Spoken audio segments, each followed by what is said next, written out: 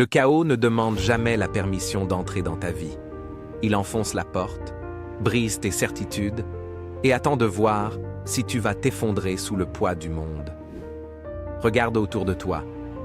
Nous vivons dans une époque où tout le monde hurle. On hurle contre le trafic, on hurle contre les factures, on hurle contre les erreurs des autres.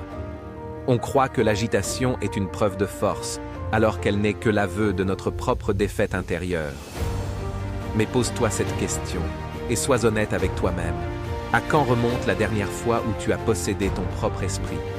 À quand remonte la dernière fois où, au milieu d'une tempête familiale, d'un échec professionnel cuisant ou d'une injustice flagrante, tu as été capable de dire à ton cœur « Silence, c'est moi qui commande ».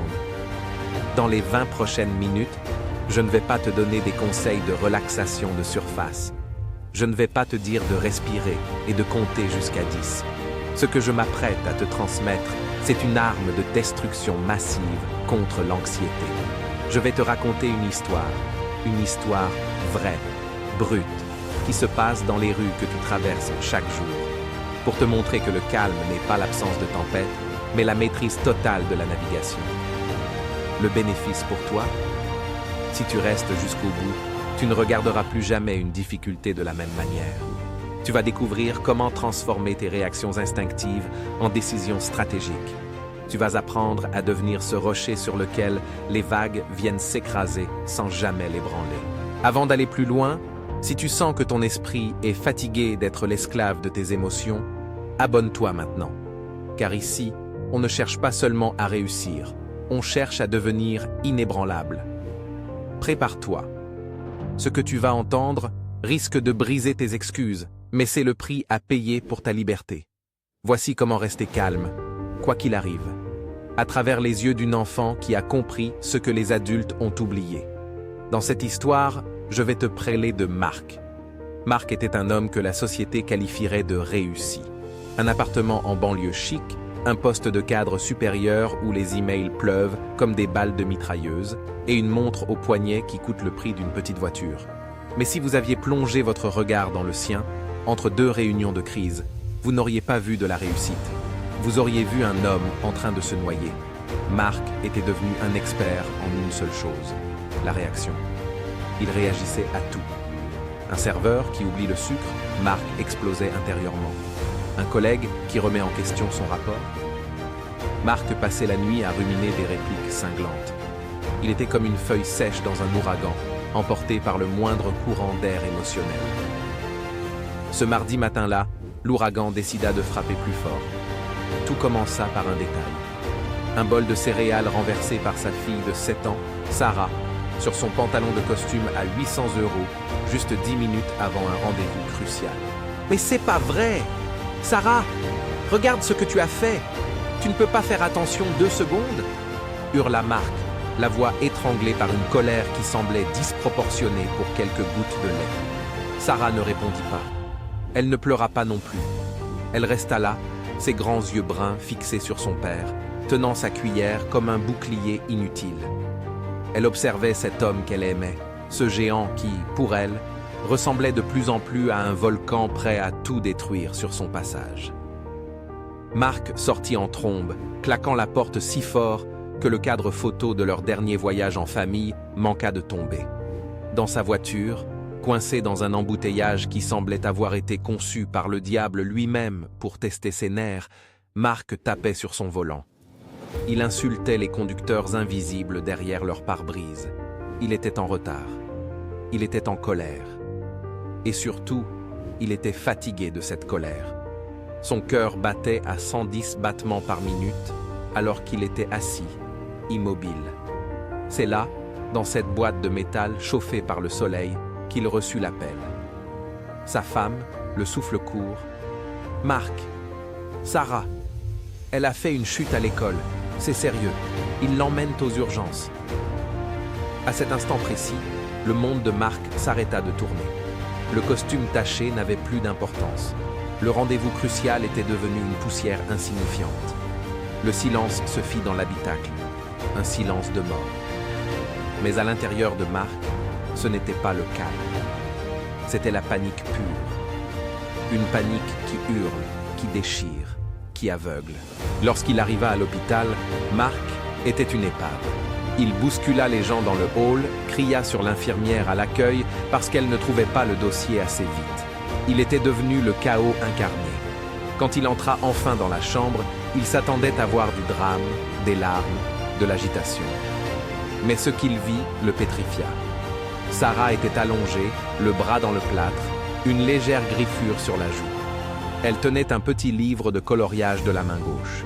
Sa femme était assise à côté, le visage marqué par l'inquiétude, mais calme. Et au milieu de cette chambre d'hôpital, l'ambiance était étrangement paisible.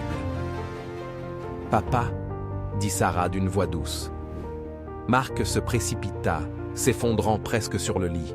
« Je suis là, ma chérie, je suis là. Pourquoi personne ne crie? Pourquoi tout est silent? On doit voir un spécialiste? On doit... » Sarah posa sa petite main saine sur le front brûlant de son père. « Papa, calme-toi. Les médecins ont déjà tout fait. Je vais bien, mais toi, tu as l'air d'avoir encore plus mal que moi. » Marc s'arrêta. Cette phrase fut comme un coup de poignard de lumière dans son obscurité. Il regarda sa fille. Elle venait de subir un traumatisme physique. Elle était dans un environnement froid et stérile, et pourtant, elle était le point fixe dans son propre tumulte. « Comment tu fais, Sarah ?» murmura-t-il, les larmes aux yeux. « Comment tu fais pour rester comme ça, alors que tout va mal ?» Sarah réfléchit un instant, puis elle pointa du doigt la fenêtre de la chambre qui donnait sur un petit jardin intérieur où un grand chêne trônait fièrement. « Tu vois l'arbre, papa ? Ce matin, il y avait beaucoup de vent.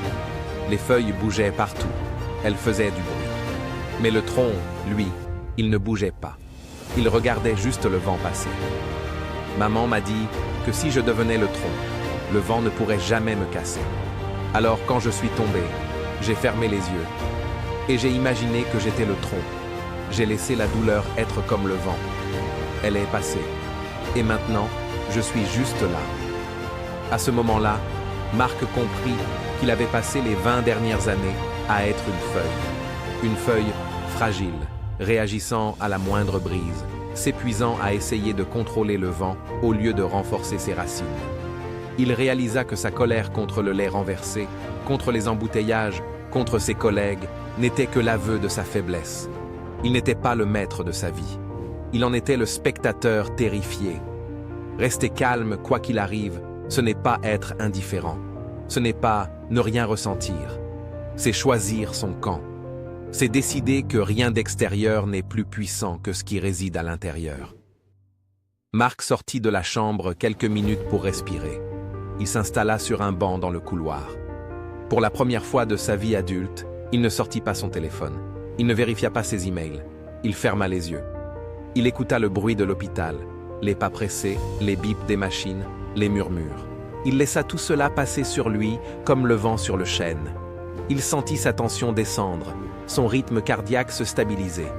Il comprit que le calme était une compétence, un muscle que l'on entraîne chaque jour dans les petites agitations pour être prêt le jour de la grande tempête.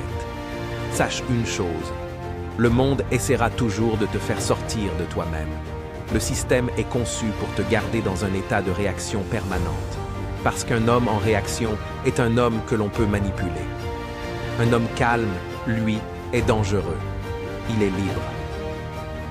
Quand tu rentreras chez toi ce soir et que les problèmes frapperont à ta porte, parce qu'ils frapperont, souviens-toi de Sarah. Souviens-toi que tu as le choix. Tu peux être la feuille qui s'agite et qui finit par se déchirer, ou tu peux être le tronc. Le tronc qui observe, qui comprend, et qui agit avec une précision chirurgicale parce qu'il n'est pas aveuglé par la fumée de ses propres émotions. Le calme est ta plus grande richesse. C'est ton sanctuaire.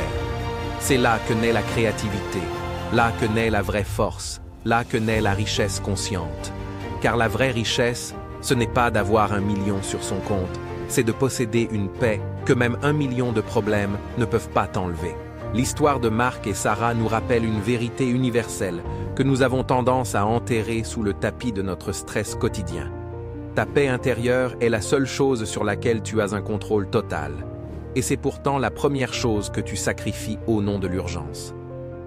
L'enfant nous enseigne ici une leçon que les plus grands philosophes ont mis des siècles à formuler. La vie ne t'arrive pas, elle répond à ce que tu es. Si tu es le chaos, tu verras le chaos partout. Si tu es le calme, la tempête perd son pouvoir sur toi. Ne laisse plus jamais un bol de lait renversé ou un embouteillage voler ton énergie vitale. Garde ton feu pour ce qui compte vraiment. Apprends à regarder le vent passer sans devenir le vent. Deviens inébranlable. Deviens le maître de ton sanctuaire. Si cette histoire a réveillé quelque chose en toi, si tu sens que ton tronc a besoin d'être renforcé, partage cette vidéo à quelqu'un qui traverse une tempête en ce moment. Abonne-toi pour ne plus jamais être l'esclave de tes réactions. Et maintenant, je veux te poser une question qui va demander toute ta sincérité. Réponds-y en commentaire, non pas pour moi, mais pour toi-même. Si tu perdais tout ce que tu possèdes physiquement demain matin, resterait-il assez de calme en toi pour recommencer à zéro sans trembler? Ou es-tu devenu totalement dépendant de tes circonstances extérieures pour te sentir en sécurité? Pense-y. Le silence est ta force, le calme est ta liberté.